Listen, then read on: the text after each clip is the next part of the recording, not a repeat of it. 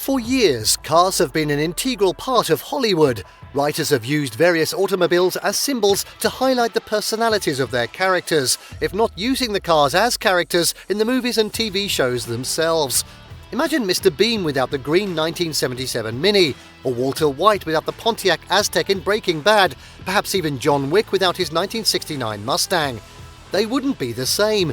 Cars have played an integral part in building character and adding to the storytelling in films and TV shows.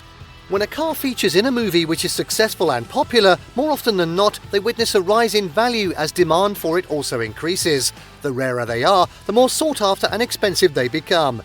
In this video, we're going to be taking a look at the 10 fast movie cars that are now dirt cheap. Now before we begin, make sure to subscribe to our YouTube channel for more awesome auto guides and make sure you hit the notification bell so that you know when we publish a new video. So now, let's cut to the chase. At 10, 1973 Ford Gran Torino, the Big Lebowski. A classic comedy tale of mistaken identity, the 1973 Ford Gran Torino features in the movie The Big Lebowski. Jeff Bridges plays the Dude in the 1998 film and uses a battered and worn Gran Torino as his noble steed. The state of the Gran Torino suits the Dude's personality perfectly, highlighting his carefree lifestyle. The car is subject to violence and mishaps throughout the movie as it is stolen, vandalized and ultimately is destroyed. If the Dude's personality traits match yours and you have a shoestring budget to buy a movie car, a 73 Gran Torino is worth just $7,700 in good condition, which makes it the perfect choice. Next up at 9, 2006 Subaru Impreza WRX, Baby Driver. Among car enthusiasts, Baby Driver is considered a cult classic, as it features some drifts and stunts of epic proportions. The true essence of Baby Driver is a story about a clever bank heist, interestingly written by an ex-bank robber. But the plot is thickened by the jaw-dropping skills of the getaway driver in a bright red yet unassuming 2006 Subaru Impreza WRX. The Impreza WRX is renowned on the rally stages, which makes it perfectly suited for the over-the-top drifts and stunts seen in the movie. The four-door sedan with a turbocharged 2.5-litre Boxer engine also holds an unassuming value in the used market. Haggerty values a 2006 Impreza WRX, like the one used in Baby Driver, at just $12,900 on average, which makes it easy to purchase a car from a cult classic film. Next up, at 8, it's the 1967 Chevrolet Impala Supernatural. With 327 episodes over 15 seasons, Supernatural is an action, adventure, drama, horror-style TV series that drew millions of viewers from around the world between 2005 and 2019. The Supernatural series features Baby, a black 1967 Chevrolet Impala, which was so integral to the show it even had a dedicated episode telling her story. The show's popularity helped to increase the desirability of the classic Chevy. While people are drawn to the shape and style of the classic Impala, it hasn't done much to inflate prices of the car on the used market. Haggerty values a 283 Sport Coupe 1967 Impala in good condition for just $14,000 on average. At 7, 1969 Ford Mustang, John Wick. It's hard to imagine Keanu Reeves as John Wick without his breathtaking 1969 Ford Mustang. John Wick is a classic tale which underlines that you don't mess with a man's dog or his car. We understand that's an oversimplification of the story, but that is the true essence of the plot. The producers may have taken creative liberty on the exact spec of a 1969 Mustang they used in the film, but rest assured the car is indeed a Mark I. According to Haggerty, a 69 Mustang Mark I is worth $49,900 on average, which isn't much. But a standard 1969 Mustang with the same 351 CU in V8 motor is valued at just $20,500 in good condition, making it incredibly affordable to momentarily pretend you're as cool as John Wick.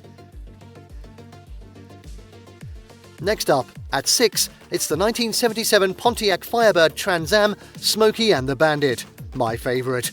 In the late 70s, Burt Reynolds starred in the cult classic film Smokey and the Bandit, which featured a 1977 Pontiac Firebird Trans Am. In the film, Reynolds plays the bandit who attempts to illegally deliver 400 cases of Coors beer from Texas to Georgia within 28 hours. The success of the movie put the 1977 Pontiac Firebird Trans Am firmly on the map, and the iconic hood decal on the black and gold exterior paint made it instantly recognizable. The success of the movie created a cult following for the Firebird Trans Am in the 70s. Burt Reynolds' personal Trans Am sold for a staggering $495,000 at Barrett-Jackson, but generally the values of 77 Firebird Trans Am models have remained humble. Haggerty estimates a 1977 Firebird Trans Am with a 200 horsepower, 400 cubic inch V8 in good condition is worth a modest $24,600 on average. At number 5 now, 1968 Ford Mustang, Bullitt. Hollywood has given us some great car chase scenes over the years, but the scene from the movie Bullitt from 1968 is arguably one of the most iconic.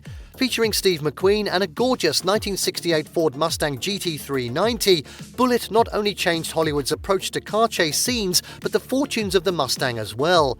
The 68 Mustang became such an icon thanks to the movie, Ford even paid homage to the movie with Bullitt Special Edition models for subsequent generations of the muscle car, the latest being introduced in 2019. The original 1968 Mustang that featured in the movie sold at auction for over $3.7 million, but there are certain specs that won't burn $1 million hole in your wallet. Haggerty estimates a 68 Mustang Coupe with a 289 cubic inch V8 motor in good condition is worth just $25,100. That isn't much if you want to feel like Steve McQueen, and who doesn't want that? Next up now, at 4, 1966 Ford Thunderbird, Thelma and Louise. The 1966 Ford Thunderbird convertible in the 1991 drama Thelma and Louise is represented as a symbol of freedom and escape for Louise Sawyer, Susan Sarandon, and Thelma Dickinson, Gina Davis. While the story takes an unexpected turn for both Thelma and Louise after escaping from an unfortunate incident, they must flee to Mexico in the turquoise blue Thunderbird drop top. However, in the end, they both take drastic measures, which the Thunderbird seemingly does not survive. But if you find a surviving Ford Thunderbird convertible from 1966, it is worth just $27,400 on average, if found in good condition. At 3 now, my personal favourite, the 1970 Dodge Charger, the Fast and the Furious.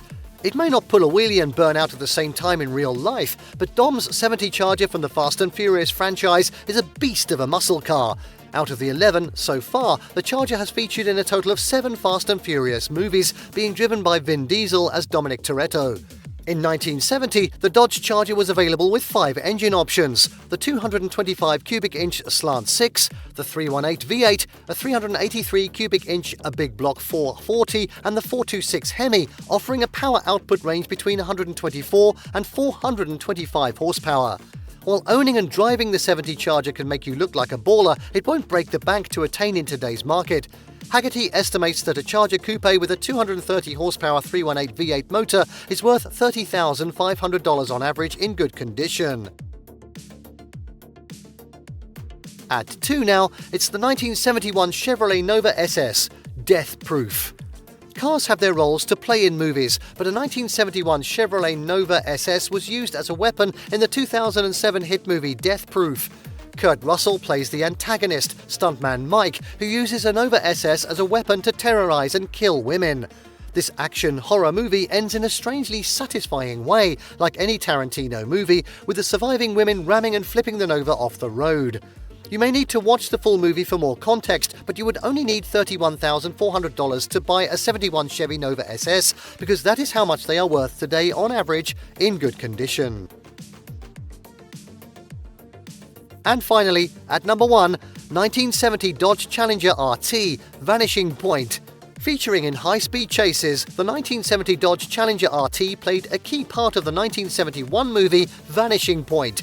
Whether the protagonist, Kowalski, played by Barry Newman, can deliver the Challenger RT from Denver to San Francisco in 15 hours is something you will have to watch the movie to find out. No spoilers here.